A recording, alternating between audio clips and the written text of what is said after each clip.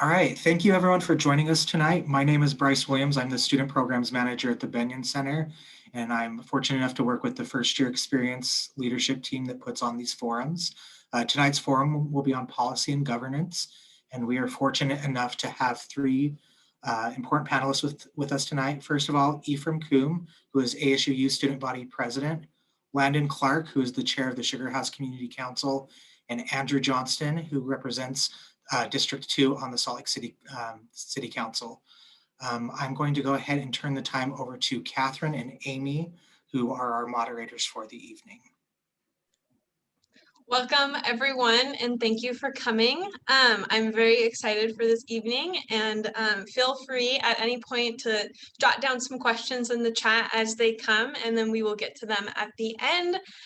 So for our first question of the evening, I would like to know, as well as probably everyone else, what your title is and your responsibilities in governance or policy. So we can start with whoever is eager to jump in on that, and yeah. I can start just because we're a volunteer group. The real work is done by these other two gentlemen. I'm Landon Clark, Chair of the Sugar House Community Council. We're a volunteer-led community council, one of 26 in Salt Lake City. We kind of view our role as a conduit from the city, developers, county, and to the community that we represent. We try to be good stewards of the community, knowing full well we can't please everybody. Go ahead, Andrew.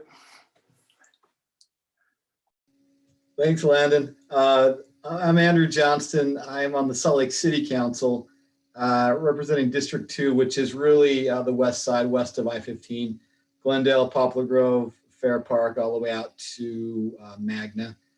And responsibilities by city ordinance and the way we're structured, Salt Lake City has a strong mayor form of government, which means the mayor is independently elected to an administrative role, and then the city council is elected to a legislative role. So the council has responsibility, in our case, to be geographically oriented. So I focus on a specific area in the city.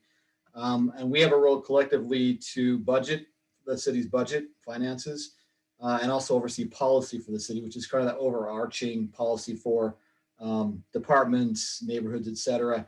And then the mayor has the responsibility to administer all those policies. She oversees all the city departments. And there's sort of an overlap in there that gets tricky and complicated at times.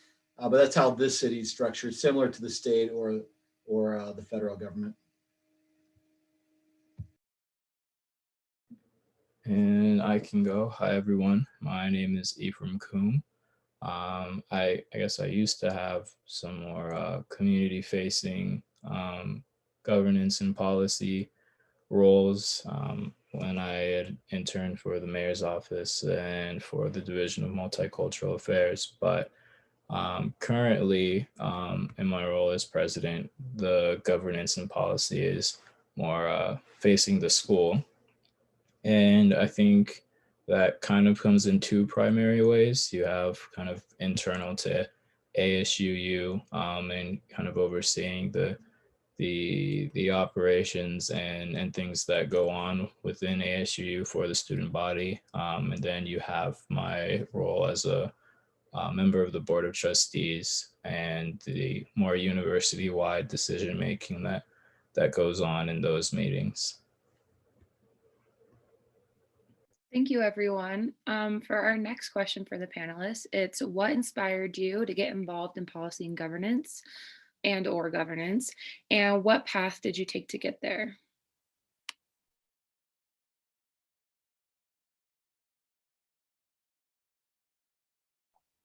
Sure, I can go. Andrew, you want to go first this time?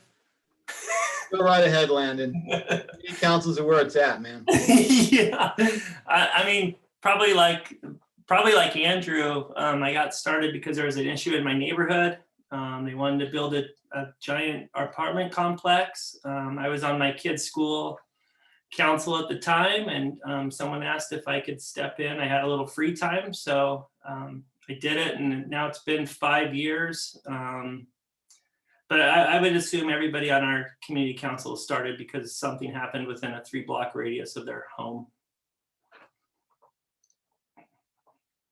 I guess I could go next to switch things up. Oh, I saw Andrew on mute. Maybe I should have let him. But I think for me, it just kind of had always stemmed from two things that I knew to be true. One, that life is short, and two, that I noticed I like helping people, and I like helping to solve issues. I guess kind of making bad things go away, to be simplistic about it. And there's tons of ways to help people. We all help people in all sorts of ways. But kind of going back to the life is short thing, and then also kind of keeping in mind that I don't think I could be smart enough to help people as a doctor or what have you. I just seem to notice that one way to kind of really help a lot of people, though sometimes it's used to not help a lot of people, is policy. And I think it's just kind of remarkable, this idea that if you get it right, you can help a lot of people just like that. Obviously we don't always get it right, but the desire to try to help with getting it right kind of influenced everything else that I got into or interested in my life. And I think a lot of it's been more about learning how to get it right, and which is where kind of like those internships I had mentioned came in.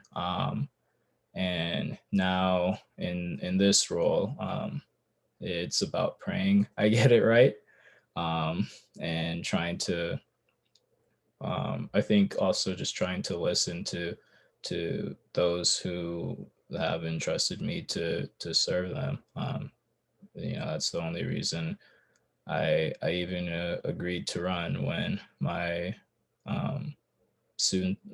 then soon to be running mate said approached me about it. It was, if maybe I can kind of help people and get it right.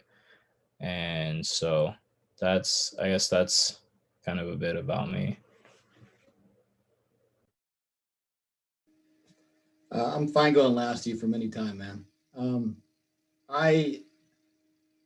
I grew up kind of reading newspapers. I'm guessing a lot of you are the same sort of place where you pay attention to what's happening in your local community or events, even nationally or worldwide.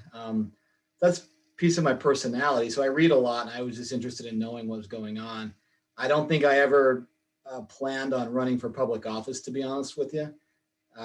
But I did want to be involved. So when I was at the U as a student, I was involved a little bit in some governments there. And then I became a social worker. And the house I bought when I finally could afford a house was over in Poplar Grove, a neighborhood I'd never really spent any time in west of the freeway. And so when I moved there, I was single, and I just decided I wanted to know about the neighborhood, be involved, make it as good a place as possible since it was my home. And so I got involved in the community council. I mean, Landon, that's where I landed essentially. And if you show up to a community council meeting and you raise your hand to do anything, you're going to probably end up in leadership sooner than later, because there's not dozens of people there. I mean, there's a handful of folks who are sort of willing to do a little bit. And if you're willing to do a little more than a little bit, you're going to end up chair, whether you want to or not. And he's laughing because he knows it's true. I mean, when you get out sort of in these little neighborhoods, people have kids and dogs and jobs and multiple jobs and hobbies and passions and things. And there's not a ton of people who spend a lot of time in like local government, really.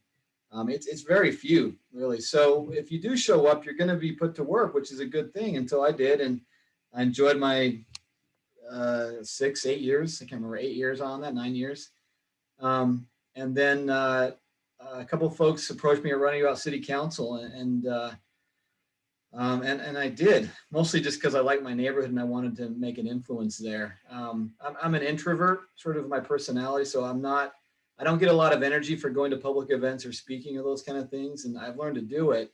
But what I really liked was the actual policy on the ground, like what were we doing for public transit and for housing in my neighborhood and cleaning the streets and all the stuff that when I got up in the morning, I was faced with does my toilet run? Do I have running water?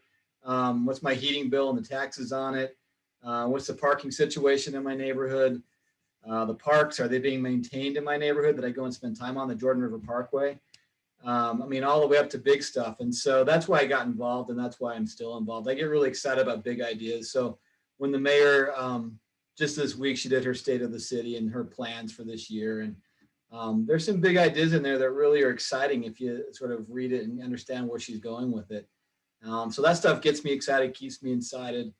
And that's why I keep doing it day in, day out. The city council is basically a part-time job in addition to my day job, which is a social worker. So they sort of intertwine. And professionally, I work with the homeless a lot in addiction and mental health. And so it sort of dovetailed with what was going on with the city when I ran in 2015. A lot of homeless work needed to be done and some insight there. So it worked well for my personal interests, and it still does. I really enjoy it most days. That was a beautiful segue into my next question. And pick one, because I'm sure you have many. But what changes have you made, or you can pick more than one, ramble. But what changes have you made or have been a part of in governance?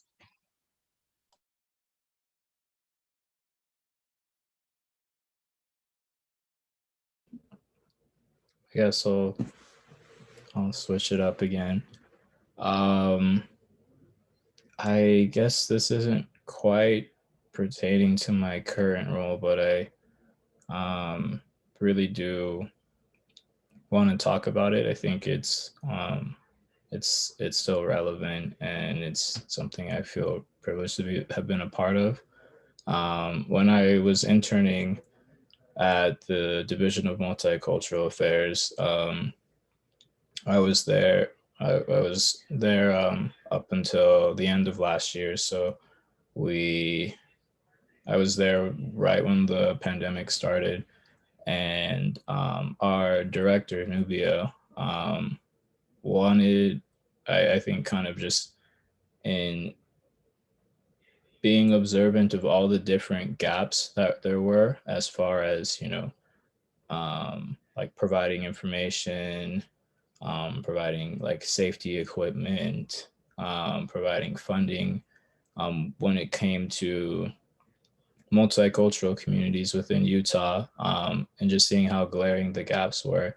She wanted us as a team to kind of create a report that kind of outlines all of these things. And this was something that was going to be submitted to the governor, as well as just different stakeholders in Utah. And so I got to be a part of the creation of that. And I remember it was kind of bold and daring of her, and I think there may have even been a little bit of pushback at some point throughout the process. But once it was submitted, I remember hearing about how eye-opening it was for a lot of different stakeholders in the community, and I don't know, it led to a lot of different things. Like, there started being like COVID-19 press briefings being done in other languages besides English.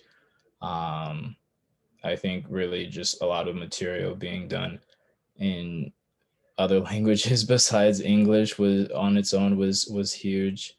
There was funding that was set aside specifically for multicultural businesses for them to be able to stay afloat during such a difficult time. And I mean, granted, my role was pretty minute, just an intern, but it kind of goes back to what I was saying earlier about that if you can kind of get it right, a lot of people can be helped just like that. You know, there's a lot of slow movement in governance and policy, but when you get it right, people start moving rather quickly and people get helped rather quickly, and it might not always lead to the complete eradication of the issue, but I don't know. I think just knowing that there was a role that was played in mitigating the issue at least a little bit is something that I think means a lot to me.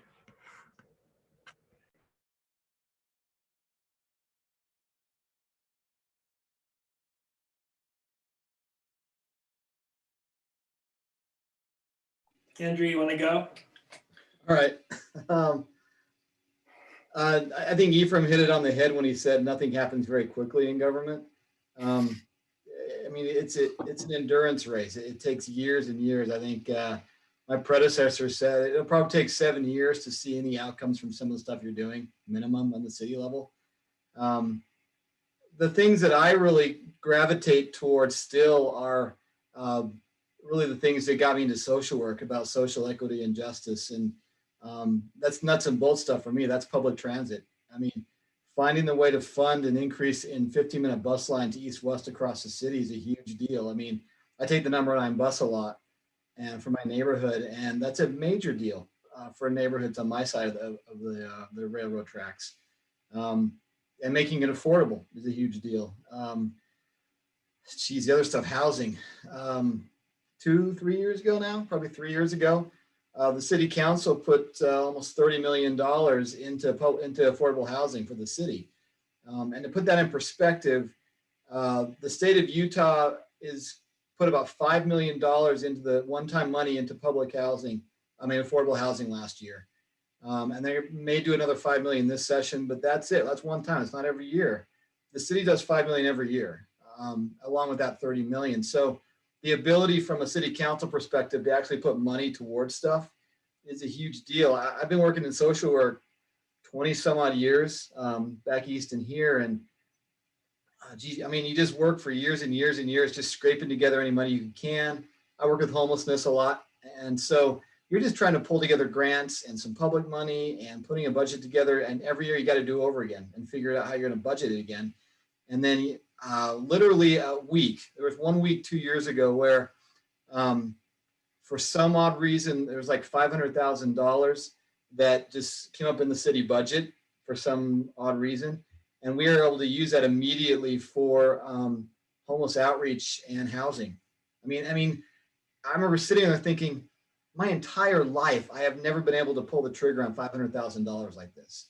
And so for me, that's where the city work really is hugely beneficial and can have a huge impact, more so than maybe other levels, where you just put it right to the need and the source. And it's tough because you don't see the outcomes sometimes, but at least you can get the resources, which is hard to do other places.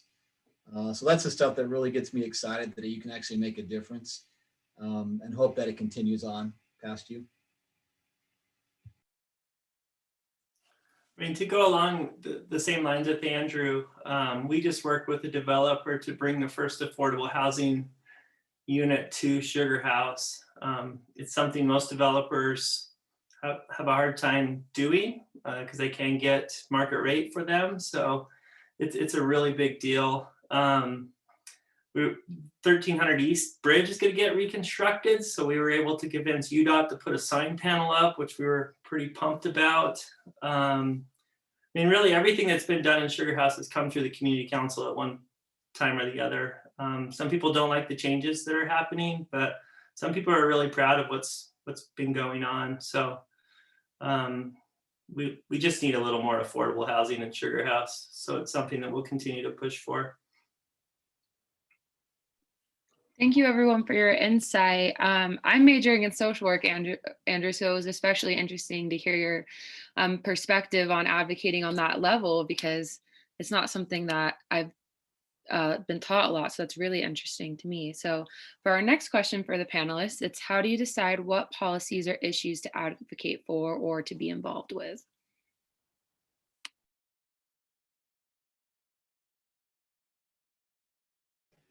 Well, how about I go first this time, guys, since I haven't gone first yet.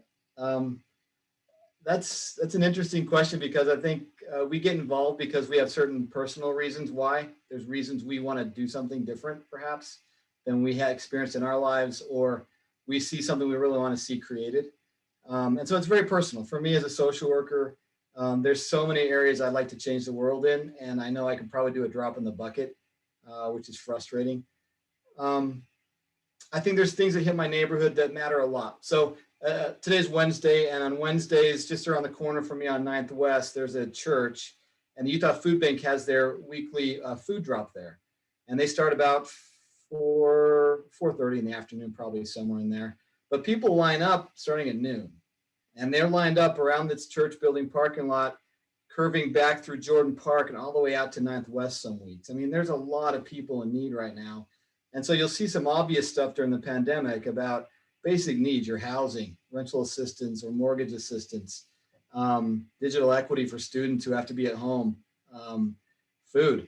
I mean, you can see it obviously, food's a need. I mean, there's some basic things, and some of these things the city can do, and some of these things that the county typically does, or the state typically does, or the federal government typically does. So that can get a little frustrating when you don't have ultimate control over all that because there's so many other levels dealing with it.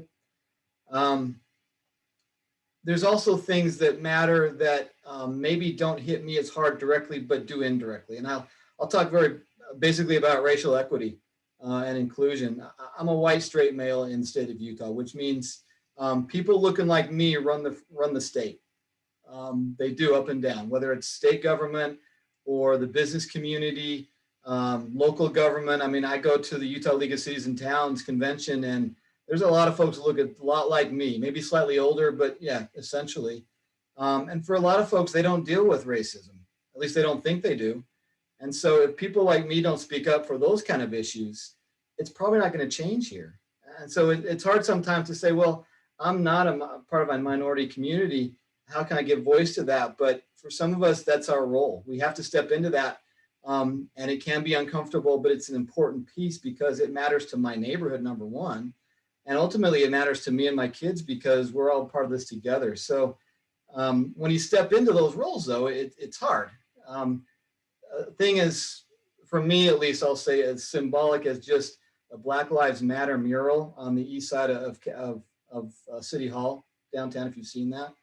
I got a lot of online crap for it, just for supporting that. I mean, it's not even changing the system. This is a mural.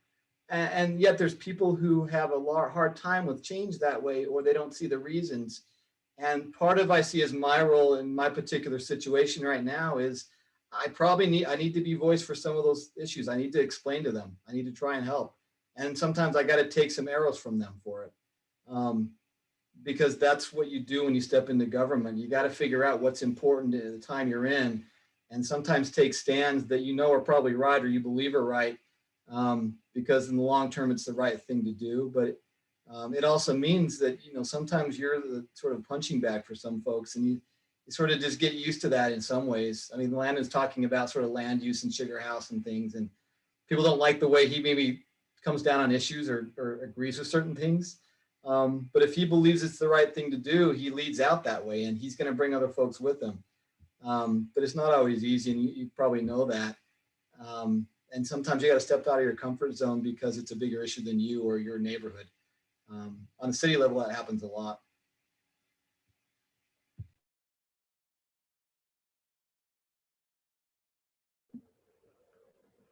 I think kind of on a similar note, I think what Andrew said was really spot on, that we all kind of have reasons that are close to our heart, and then oftentimes there are things that there are things that are close to our heart that directly affect us, and then there are things that are close to our heart that don't quite directly affect us, but that we should still care about. And so with me, I don't know. I think my life's been a little weird in the sense that like um, it always kind of feels like I'm just close enough to an issue to be like directly under fire because of it, but not quite yet having experienced it the same way. And I think certainly when it comes to racial equity and racial justice, I think that's an area. I don't have to be. I haven't been like yanked out of my car by a police officer or what have you. But I know people who have, um, and so it's still really close to me. It's still really important to me, and so I think um, I think that's for me why I care so much about it and why so much of what I do or have done has been in that area. Um, but then you also have things that maybe don't have the same effect on me as they do others. But um, I think when it comes to advocacy, you don't have to wait till it's directly affecting you before it becomes important. Um, and I'd like to think that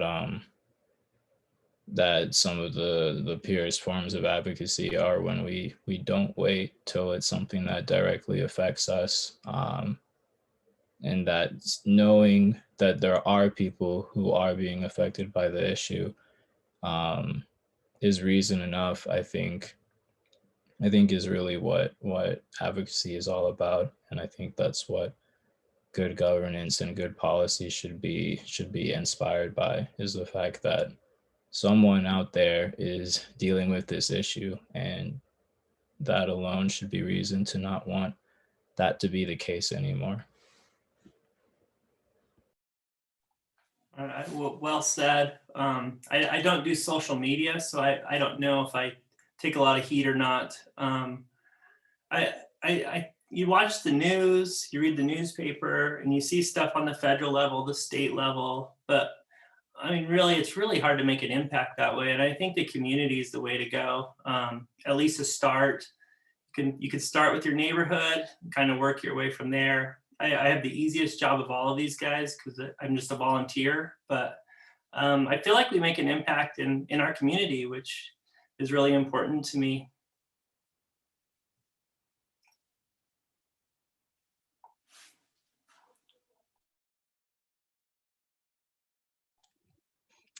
Awesome.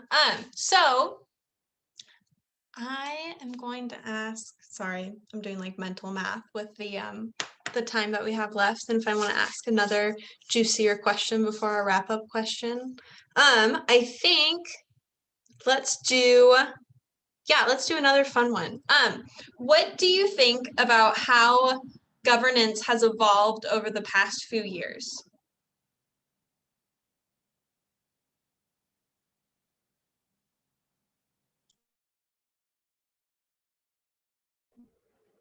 I think I'm gonna- Andrew can speak Go to ahead, that one Ethan, better you than want to do it? you. I mean, I haven't been alive that many years, so I don't know. I'm just kidding. I guess I've been alive enough years to at least take a stab at it. But I think that for one, I've just really liked seeing that more and more people are caring about policy and governance, regardless of whatever their career path or what it is they're studying. It's really nice seeing not poli-sci majors care about some of the things poli-sci majors care about. I think everyone, regardless of their major, feels that people should care about the things that they're studying, and so I'm certainly no exception to that. And I might even say I'm a little more justified. But That's subjective, but it's really nice just kind of seeing more and more people, especially younger people. I won't say realizing, but just like more of them believing that they play an important role in governance and in policy. I think I think in any case, it's nice when people, more and more people, everyday people are believing that you don't just have to be someone at the top in a suit to make a difference when it comes to policy and governance. Um, and I think also kind of seeing the way social media has kind of um, underscored that has been pretty cool too. But I think that would be something that I've noticed um, over the years.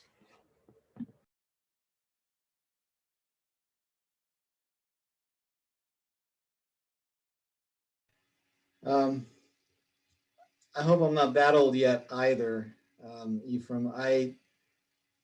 I've been doing this city council thing for 5 years now or so, and this past year's been unique in a lot of ways.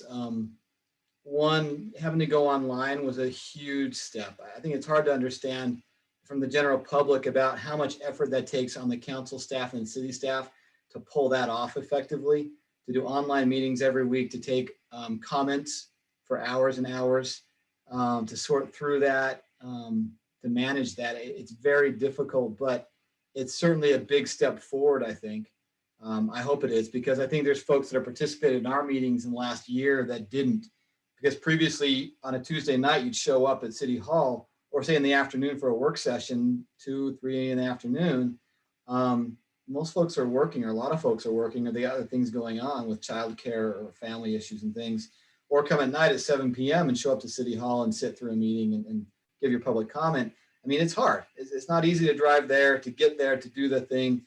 It's a little overwhelming when you step into those chambers the first time because it's a bit large and sort of overbearing. And so this online thing has helped a lot of folks, I think, feel a little more comfortable.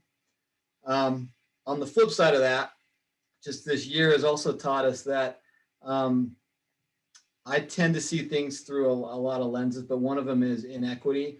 And I think when folks don't feel they're enfranchised or they have the ability to build the life they envision, it can sort of drive a couple of ways. You can get depressed and sort of retreat and get disengaged. You can get very engaged. And we see sort of a mixture of that. And I think we got to find ways to still be able to communicate regardless of where on the spectrum you are. And I also, I tend to see a lot of folks, I'm in my 40s now, and a lot of folks that I talk to in my neighborhood who've been here a long time, they own homes. Some of them are retiring. What matters a lot to them is their home value. And I'm not saying that's right or wrong, or, they're on a fixed income and any raise in their water bill or their electricity bill is a huge deal for them. And I hear a lot about that. And yet I also see the same folks with their kids or grandkids who have to live in the basement because they can't afford housing. Even with a full-time job, you can't afford housing. And so there's this huge disconnect between those who have, say, property and income and stability that way, and those who are looking for that and can't find it. And how are we going to merge these things together and talk about it? I think there's just a fundamental thing. How do we communicate effectively? Generally, I see a lot of really vitriol coming online. Some stuff people will say when they don't, not in person, that they would never say in person. When I meet them, actually, we have a very different conversation than when they send a post to me online or even in a meeting. And so it's hard. It's great to have that inclusion. It's also hard because we tend to see a little more polarization at times. We tend to be a little more removed from each other when we don't see and interact with each other more often. So there's a balance there, and I don't have the solution quite yet. I wish I did. I think it's going to be a long and difficult effort by all of us to try and continue to communicate with each other and see things from their perspective, even if we don't agree with it. Yeah, I mean, we're seeing huge numbers attend our community council meeting, and it's all age groups, which is great. When I first started, it was all, I mean, they were all 60 and above. It was really contentious, and now we're getting an influx of people like you guys that are young and energetic and want to make a change, and it's been really refreshing. And I mean, Andrew and I are old, so it's been really good. So if any of you guys live in Sugar House, you're welcome to join us. Thank Can you. I ask a question? Go ahead. Could you tell me about the Binion Center? What, you want me to? Okay. Yeah. Yeah, so it's basically the volunteer organization at the U, and there's multiple programs. You can go to binioncenter.org to check it out. We do alternative breaks, except right now we're doing 2-day ones because of COVID, and we partner with multiple organizations and provide service opportunities that way. We host Saturday service projects, like we just had one last weekend for MLK Day. Multitudes of things if Bryce wants to go on about a couple more. I hear from Bryce all the time. I talk to Landon all the time. Catherine, if you want to chime in, you're welcome to. That for some reason took so much time. I always like to describe the Bennion Center as, if you have a passion, we have something for you. There you can do so many different things in the Bennion Center, which is awesome. If you have an hour, you can do service by knitting hats. If you have 6 months, you can be involved in different community organizations. And if you have like a year-long commitment, you could become one of our student leaders and like work with different groups and be able to like interact with students as well as within your community.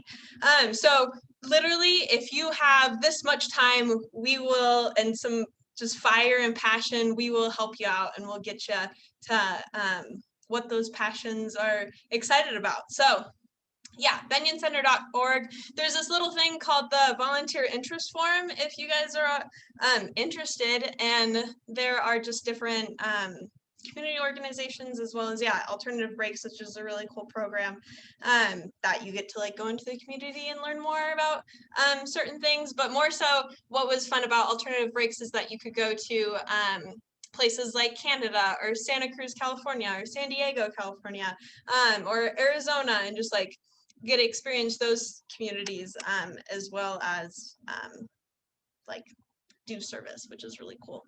But yeah, that's the BC, which is so fun. Okay, and we have one more question, keeping on that student focus. So for the panelists, and then after this, we'll have participant questions if there are any. So for this question, it's what advice would you give to students who want to be engaged further in governance and/or policy? I feel obligated to go first. But I think what I would say is the question said if they're who are interested in it, right? Okay. If you're interested. Yeah, sorry, my mic wasn't turning on. Yes, it's who want to be engaged further in any sort of policy or governance in that way. What steps or advice you would give? Okay, perfect. I think the first thing is please do it. If you are interested in it, please don't hesitate. I think students are, I don't say this about me, I'm saying this about other students. I think students are some of the most brilliant and impactful advocates that this world has ever seen. I think they get so much done, and they're I keep seeing they just to remind you I'm not all that brilliant, but they're such forward thinkers, and I think the world needs more of that. So definitely don't hesitate as far as taking that step forward goes. But as far as where to take that step, I think that kind of taking it towards whatever's closest typically isn't a bad way to go about it. I think that might look like you're your community council or, you know, or the Banyan Center, for example. But just doing something that's close to home and is addressing something you care about. Because I think there's a bit of a snowball effect when it comes to governance and policy. Sometimes it's a bit big, turns into a big bad snowball, but oftentimes there's a good snowball wherein you kind of introduce to more things that you might care about and more opportunities to, act on the things that you care about.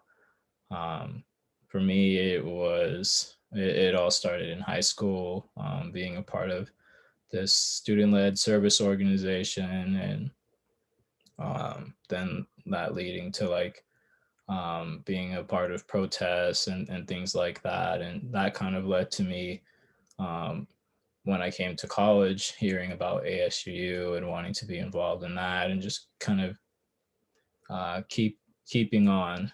And but I didn't really reach for the stars when I was first kind of starting out.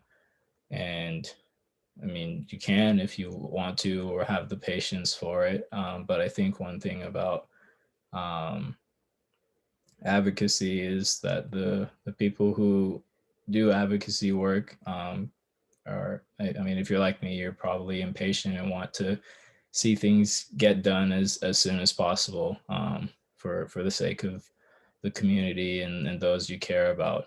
So if that is the case and you are interested, don't hesitate to take a step forward and take it towards whatever is closest to home and addresses, issues that you care about.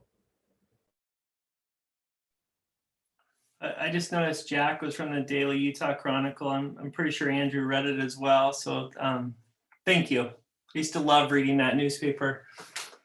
I never really wanted to be in the public, I guess. So I think just to do something, and it's amazing how much it snowballs from there. Just by starting my kids' school, just to find out what was going on has become, it kind of opens the doors to a lot of possibilities. So if you just go local and find something around your house, and then it's amazing the people that you meet, and it's great. It's really a great ride, but you just have to look a little bit. Yeah, one of my favorite parts about being at the U is going up and getting free newspapers every day. I'd get, I don't know, 5 of them kind of thing. That really was a withdrawal when I left the U. I didn't get those for free anymore. I think from a city perspective, there's so many ways to do it now. If you're in Salt Lake City, we've got a long list of boards and commissions and groups that are officially a part of the city that can do recommendations for all sorts of stuff that's open to any adult in the city. We've got, Civilian Review Board, which is pretty intense when it reviews police actions. We've got the Parks and Natural Lands and Trails Board, which does recommendations for the parks funding and parks and trails across the city. We've got Human Rights Commission, a huge one. The Planning Commission, if you really want to kill your free time and learn more than you ever want to know about the city and land use, the Planning Commission has a lot of authority. And those are just members of the community who are appointed by the mayor and the city council. The Arts Commission, we just increased our base allocation for arts from 1% to 1.5% of our capital budget. And that means that whole amount of money that comes out of the city budget, that board determines what new art comes on, what we maintain, how we handle those things. There's a lot of impact you can have on the city. There's a bicycle transportation committee. There's a transportation committee. There's all sorts of things. So if you really just dip your toes in the water from a city lens, there's a lot of opportunities, and we have a lot of openings. So there's not lack of opportunity. It's more of, are you willing to try a little bit, fail a little bit maybe, or find things you didn't like as much.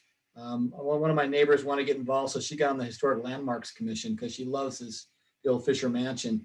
And it turns out the Historic Landmarks Commission wasn't really interesting at all for her. But it meant that she got to know some people. She saw some other boards and commissions, and she was appointed by the mayor to the Human Rights Commission last year, which she loves. And so you'll find your way through. But in our in our government, we're supposed to have a lot of citizen input. If we don't have that, we don't survive very well. And that's one thing we're struggling with more and more. And this isn't sort of over a couple of years, this is over many decades now. We've just had an overall decrease in the amount of time that citizens spend sort of as part of these kind of groups. And I think it weakens us because it means a very small number of people really hold a large amount of power, which I don't think is ever that beneficial to all of us. So the more people get involved, I think the more stable we are overall. And if I could chime in one more time, because the points Andrew had made really inspired me and made me remember that I should mention that there are a lot of opportunities if, you know, maybe you're more interested in like university policy and governance. Now is as best a time as ever for me to tell you all about our academic affairs board. One of its primary functions in ASU is to get students connected with the different university committees that exist here at the U.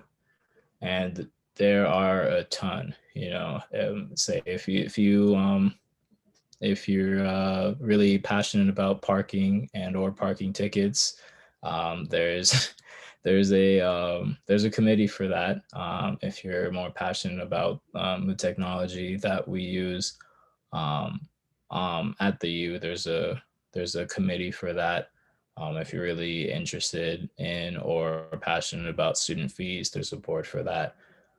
There's so many entities that have so much say over the functions and processes that occur at our university that for the most part, especially historically, have been kind of just ran by, you know, administrators and whatnot, but they're supposed to have student input because they are going to these decisions are going to affect students more than anything else.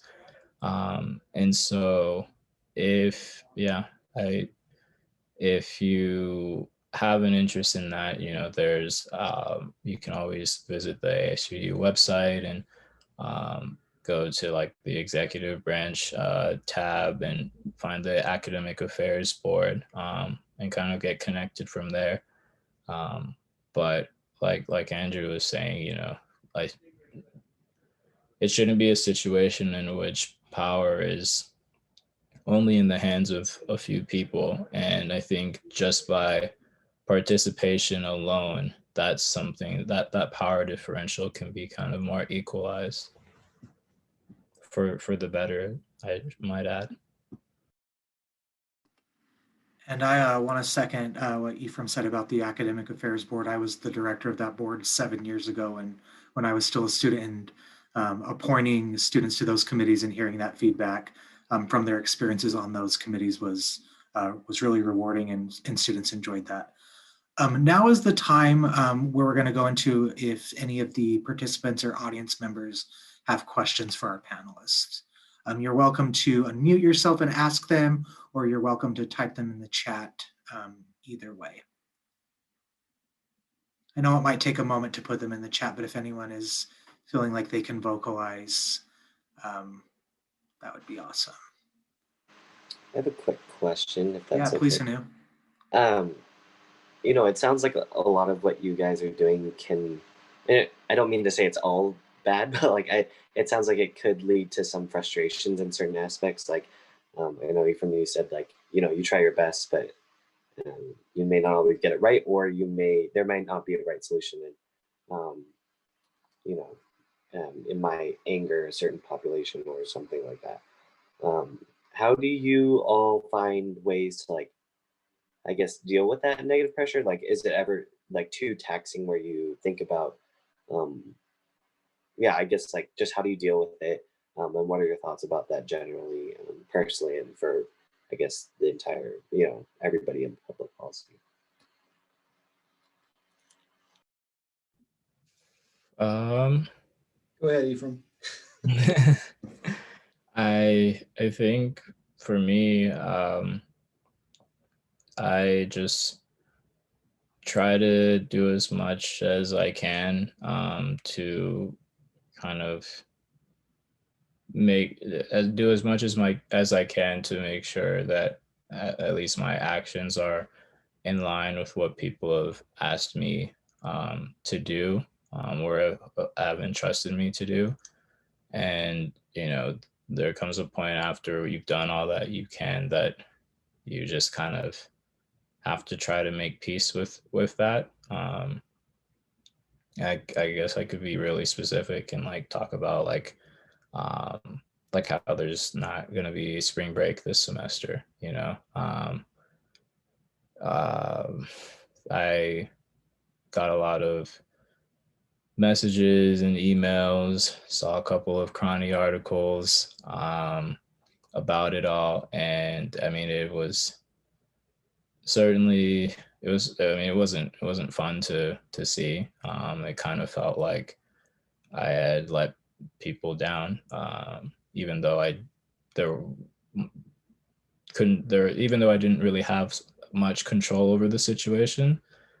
And so like we tried to pass a resolution that had a lot of recommended changes and accommodations that professors should make during the spring semester to, for the sake of everyone's mental and emotional well-being. And it's good that it passed and that a lot of professors are adopting it. It doesn't quite replace having a spring break. And so, there's really only so much that we could do. And I'd like to think that we did try to do as much as we can. And so now it's about kind of making peace with, or trying to make peace with that. And yeah, because I don't know. I mean, just because you maybe let someone down once doesn't mean that you don't try to not let them down again, or at least try to do something. And so I think for me, that's the only way I get anywhere near feeling peace is, well, did you at least try to do something? And if I didn't try, then I deserve to be feeling um, as crappy as I may be, or even worse.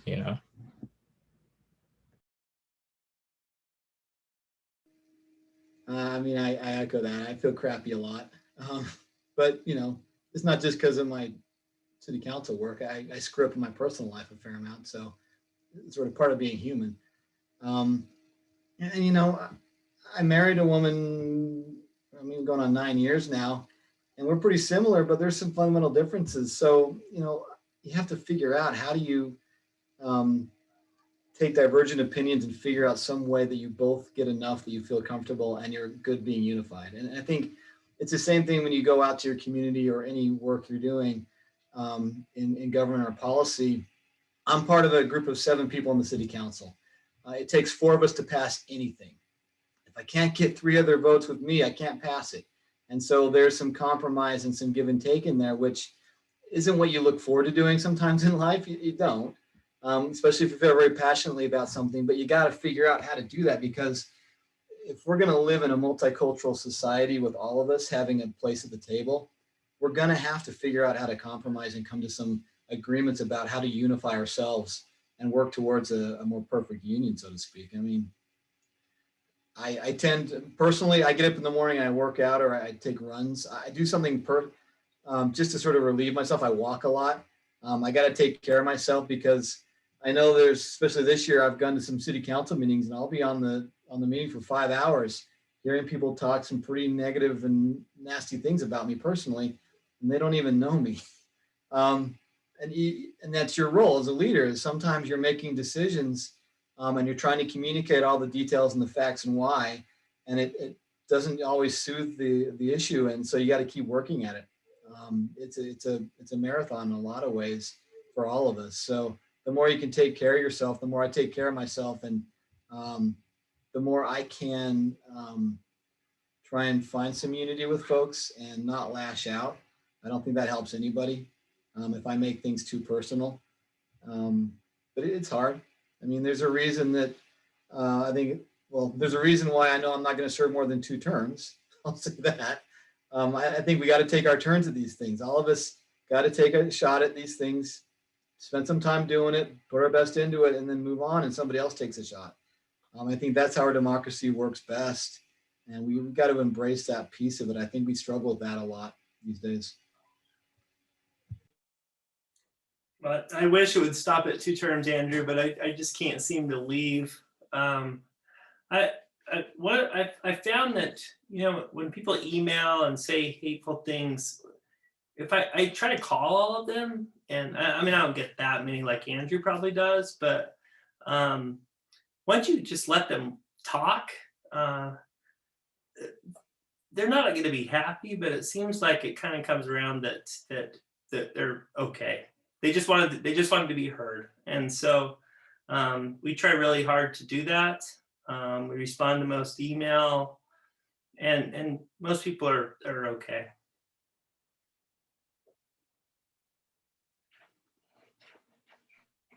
Thank you. I like the idea of calling them. I like that. But thank you all. Well, I don't do social media, so it's the only thing I can do.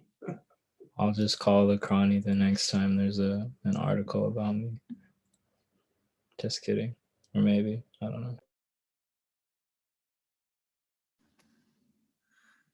Are there other questions audience members would like to ask?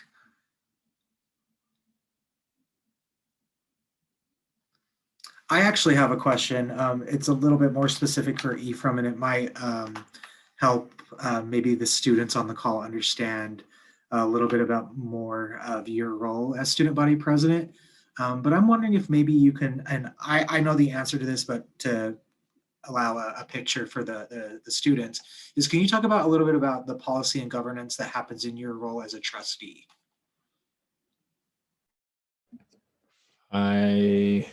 I can. So I don't know how to entirely go about it. Just maybe like, sorry to cut you off, but maybe just a little bit more about decisions that you're part of making on a larger university scale. Okay. Yes, I think I can definitely speak to that. So the board of trustees kind of exists so that university-wide decisions aren't just left up to one person. I think it makes for a more inclusive process, or at least slightly. I use inclusive kind of tenderly here, but also I don't think President Watkins would like to have all big decisions fall entirely upon her shoulders. And so within the board of trustees, there's kind of decisions that come to the full board, but typically some of them kind of come through by way of the different committees that exist there.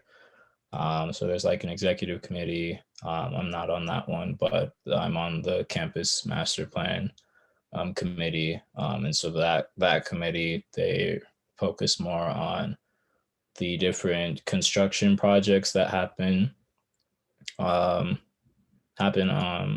campus, and in some cases off campus. Like I remember recently we had approved for a new community health, a new U of U community health center to be built over in West Valley.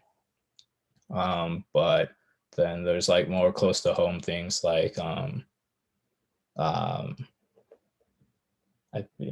assume I can speak on these because the trustee meetings are public, but like there's gonna be a new parking lot being built, and I was one of the most vocal supporters of that, being someone who has had trouble finding parking in the past. And yeah, I think it's, in my opinion, the most important important aspect of my role, because I'm the only student on the board, and in that one room or meeting or space, I have to speak for as many students as I possibly can, and I have to do so sometimes right in the heat of the moment. And yeah, so I don't know. I think I like to try to be as much of a communicator of things that have been communicated to me, a messenger, so to speak. I try to be as much of a messenger as possible, and just try to internalize everything that a student has, said is important to them, whether directly to me or, indirectly, and try to just remember those as much as I can, because it's not always as direct as, hey, we need more parking, and then lo and behold, a new parking project is introduced. But sometimes it's that there's going to be new graduate housing, and I need to remember that there have been many graduate students who have made it known that these need to be affordable places, as much as they need to be safe and livable spaces. And there also needs to, if there's going to be construction, there still needs to be enough beds for everyone who wants them. And so some of these things are almost common sense, but I think the purest aspect of being a member of the board of trustees is just conveying the concerns as directly and in an unadulterated manner, because that's where the biggest decisions are made.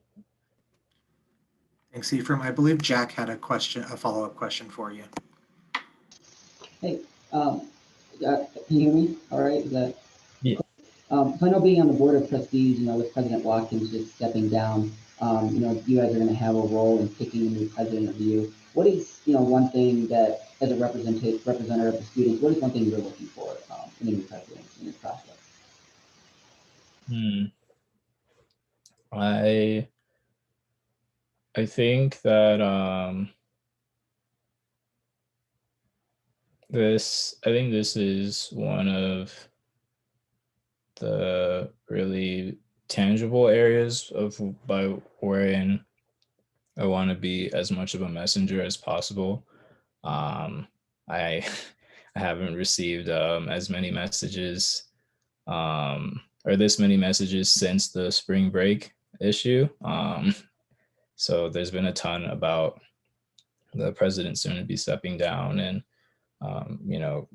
kind of students wanting to be involved in the process, students maybe not wanting certain people being in the interim, being the president in the interim, all sorts of things. And so I try to always just keep my ears and eyes open. But this is one of the areas where I think it's most important.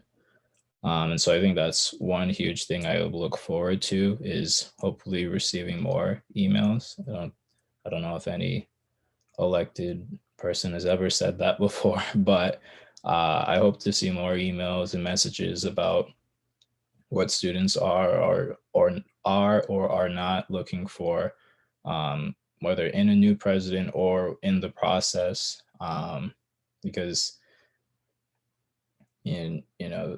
every decision that kind of happens within the board of trustees affects the university, and usually affects the university for a long period of time. But this is kind of like an even more compounded decision, I think. So that'd probably be the biggest thing. And then I think the other thing is just that, at the end of the day, throughout the process, I'm hoping that we'll have someone who is kind of continuing upon the good things that President Watkins has done, and then also kind of building upon the things where there may still be gaps. Those are probably the two big things I'm trying to keep my eyes and ears open for. Thanks, Ephraim. We have time maybe for one more audience question before we wrap up for the evening, if anyone has one. If not, I believe Amy might have an additional question for the panelists.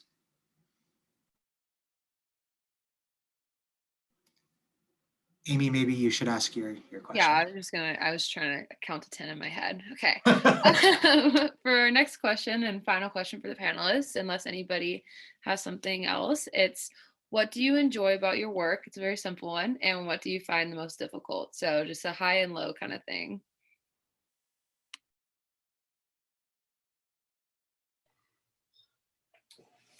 Sure, I'll go. I think when people are unreasonable and they don't want to listen, I think that's the hardest part. We have to remind people we're just volunteers. Sorry, this is Patrick. The best part is I really like working with all the folks in the city. They're really good people. We try to be the guinea pig of the community council. If anything they want to do, we're always game for. And I think it just works better that way. We really feel like we're a pretty good conduit to the Sugar House community. And we just try our best.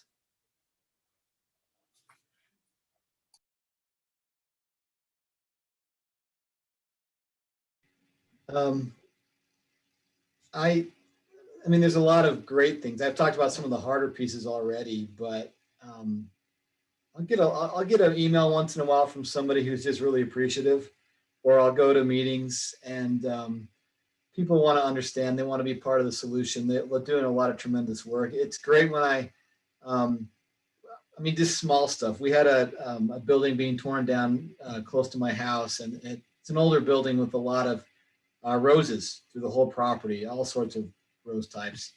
And one of the neighbors just wanted to keep the roses alive. And so they organized a big event to come and do clippings and get them to Red Butte Gardens and distribute them through the community. Another neighbor saw some kids one night get pulled over by a police officer because they didn't have bike lights on. It was unsafe in the road. And so she suggested we get bike lights out to them. So I gave the police officers in my neighborhood bike lights from the city, and they gave them out to all the kids they found. I mean, you're going to have stuff like that all the time where citizens are just doing really cool stuff.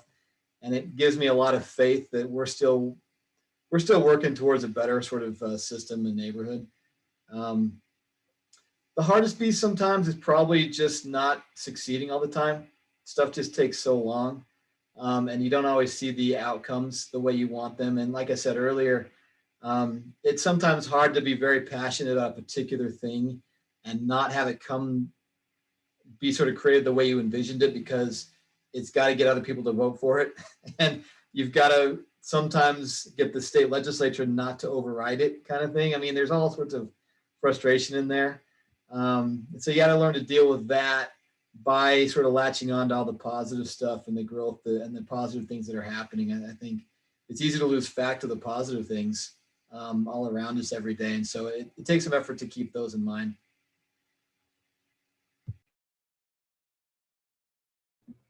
I think the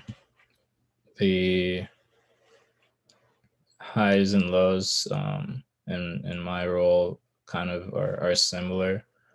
I think definitely the hardest part about this role is trying to, or having to, and I can't say trying, is having to accept that I can't do everything, you know. I can't make everyone happy. I can't fix every problem. Those are not things I like saying out loud or being told. But I think definitely the best part of this role is when it comes to the things I can change or do something about. It just goes back to that getting it right piece. And I guess, what constitutes getting it right is a bit subjective, And so it's not something I like to let myself define, but like when I get like Snapchat messages from my peers about something that happened in ASUU that's now benefiting them, it makes me think, wow, I'm I think I'm doing the thing that I, you know, was hoping to do all along, was to help people.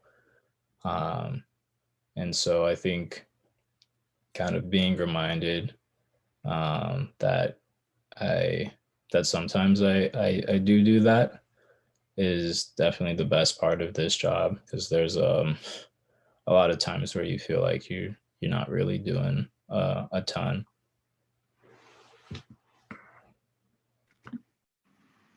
Awesome. Well, thank you everyone for your participation, your questions, and your answers tonight.